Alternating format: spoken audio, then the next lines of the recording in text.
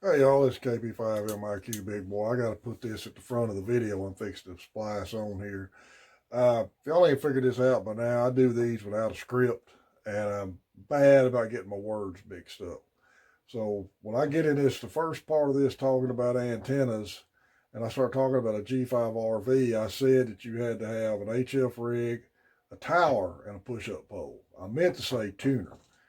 The push-up pole is what you're gonna put the antenna on. The G5RV has to be run with a tuner. So I'm gonna make a correction now. I'm gonna put this little bit of video in front where you watch the rest of it, because I'm afraid I'd have somebody confused. Because at the end of the video, I refer to it correctly, but I'm old. I get my words mixed up, and like I said, I don't do these with a script. I guess I ought to, but I don't. But again, thanks for everybody who subscribed. I hope this will clarify any confusion that you'll see later on in the video.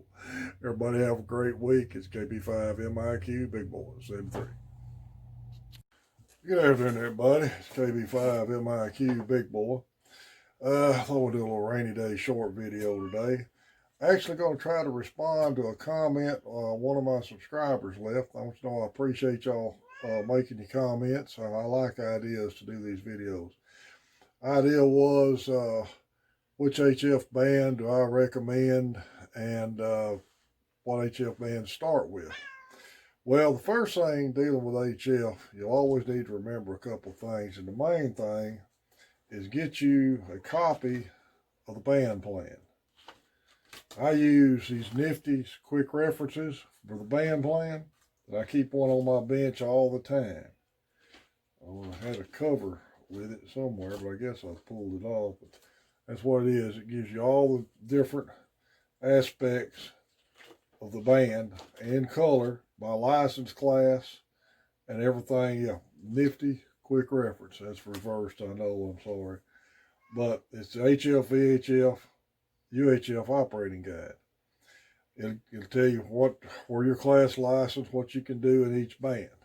Now, having said that, HF, you need to realize when you started, come on, ham radio cat, when you get into HF, the lower you go in frequency, the bigger the antenna's going to be. And they propagate differently depending on the time of day and stuff like that.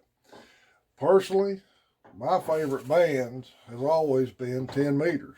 Now, 10 meters kind of dead right now. It was open over the weekend. I made some good contacts on it. Since I upgraded and got a radio that covers the warp band, 17 meters is kind of also one of my favorite bands. They're not real crowded. You got a good chance if the band's open, making some DX contacts on both bands, and they work, and they're good bands to operate on. And if you're going to make dipole antennas, they don't take very big dipole antennas, which makes the antennas easy to put up in a limited backyard space. The disadvantage of 10 and 17 is if the band's not open, you're going to have a harder time making contacts at all on that band. So, Cat, what are you doing back there? Get up here. Anyway, you get down to 12 and 15 meters. They're good bands, and dipoles are not very long to make for those either. And seems like, if 10 meters is open, they're usually open. But for some reason, I always gravitate to 10 and 17. I've made contacts on 12, and I've made contacts on 15 meters. But I just seem to like 10 and 17 personally better. And I know 10 meters comes from the fact that I was a novice so long, operating from 28.3 to 28.5. That was the novice phone portion. So that's where I operated there for a lot of years till I upgraded. 20 meters. 20 meters is a good band. It's kind of crowded. You're getting a little bigger antenna you need. And you're also running into an area where a lot of people are running power, running linear amplifiers. You can make a, Cat, what are you doing? Quit. You can make contacts on 20. Band's a little crowded, like I said. A lot of people hold regular scheduled QSOs on there, and you can make some good DX contacts on there.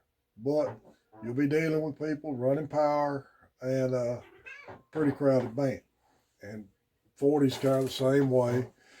75 and 80 and 160. They're good at. They really get better at night. They're more of a nighttime band due to noise, and I think you used to have some problem with foreign broadcast stations.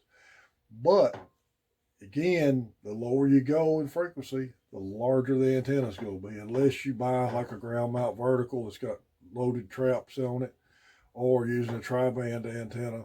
And even on 40 and lower, I don't think they even make a tri-bander for 80 or one. I know they don't for 160.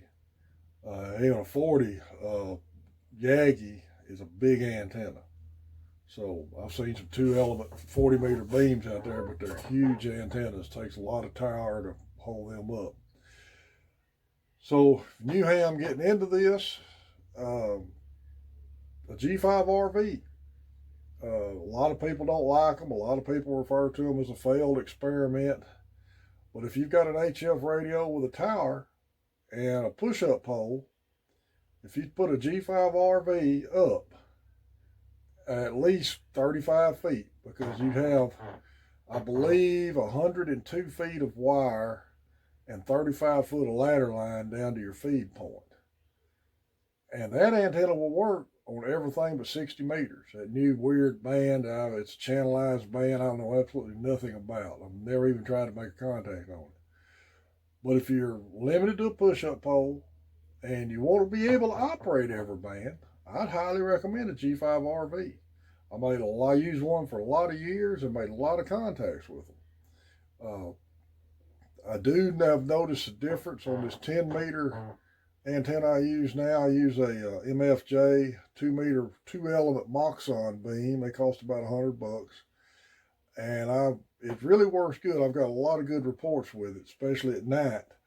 If I get on my ground wave roundtable with HKV and DLX, usually when people check in, if the band's open at night and we get some check-ins from around the country, they always say I'm kind of the loudest, or they hear me, but sometimes don't even hear them that well. So that's a good antenna to use. But remember, picking an HF band to operate is got to have an account for your antennas. And 160 is a huge dipole. I've got one up that ain't nowhere near correct according to the rules. You're looking at a 250 foot minimum overall length for a half wave dipole on 160. And if the antenna formula is right, if I remember all this top of my head right, if you put a half wave dipole up, you're supposed to have it a quarter wave off the ground, which would make, that's supposed to be 125 feet off the ground. Mine ain't 125 feet off the ground. Mine's an inverted V, probably 30 feet to the inverted V and probably 10 to 12 feet on each end. It's a monster to have to put up. Works good. Works good. I've made several contacts on 160 with it at night. It's kind of interesting band to work. I give you an indication of how the difference in the signal works. On HKV and myself in particular, he's running a dipole on 10. I'm running this 2-element 10-meter beam, and I've got it pointed his direction. And he's a S7, S9 on me ground wave all the time. And I'm a 10, 20 over on him ground wave all the time. And we're approximately 25 miles as a crow flies apart. He's got a 160 dipole up at about the same configuration and height that mine is. And a ground wave signal on 160, between the two of us at 25 miles, we're 40 over on each other. Ground wave. It's wild how strong that signal is. Just ground wave on us.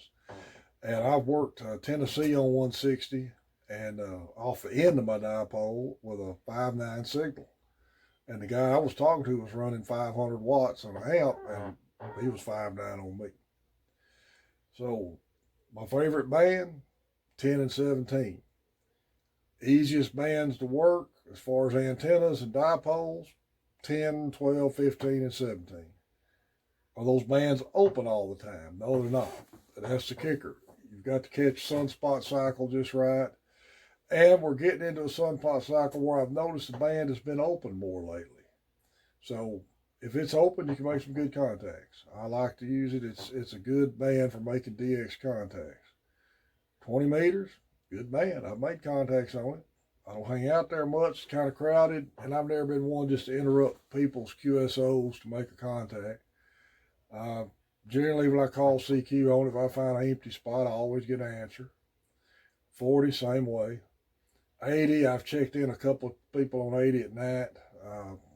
Not much anymore. I like one time to experiment with this 160 antenna. As long as it's up, I'm gonna play with it. So, but that's the beauty of this hobby, that you can find you a part in there that you like and stick with it and make it work. And it's not real expensive to get the antennas up. So, hope that answers some questions. I may have rambled a little bit, but like I said, if you're looking for Pacific bands and easy to build antennas and you don't mind waiting for a band opening, 10 and 17, easy to build dipoles for. But if you do have the option and you have a tuner, because you have to run a G5RV through a tuner, and you want an antenna to run where you can work all the HF bands, or 10 through 80 anyway, you can't work 160, but 10 through 80, put a G5RV up. They work fine. A lot of people badmouth them, but I used one for years before I kind of got back into this a little deeper and started changing my antennas up. So, nothing wrong with them. Anyway, main thing is enjoy this hobby. I'm trying to learn a little bit more about digital. Now, if y'all ask me digital questions, I'm going to be like a caveman seeing fire for the first time. The last time I worked any digital was old school VHF packet back in the 90s. I'm trying to set up Echolink on my cell phone right now, and I ain't got that done yet. But that's about the only digital I'm working at. Even if I work it, I'm even looking into right now. Trying to learn a little bit more about it. HKV is a little up on digital. DLX is a little up on digital. So if you got any questions on them, I can probably get some answers from them on it. And enjoy the hobby. Find you a spot in it. Don't pay attention to the naysayers that say you have to do whatever. I try to make this as simple for new hams and people on a budget as I can. Leave me a comment, ask me a question. Like I always say at the end of these, my call sign, KB5MIQ. I have my email posted on my QRZ profile page. Send me a direct email if you need to, or comment here. I'll sure try to answer your comments, try to get you an answer on everything. I appreciate everybody who subscribed to the channel. We're growing a little bit every day with this. And I hope to keep doing this because I enjoy doing it, and especially enjoy promoting the hobby. So everybody have a great week. This is KB5MIQ, Big Boy, 73.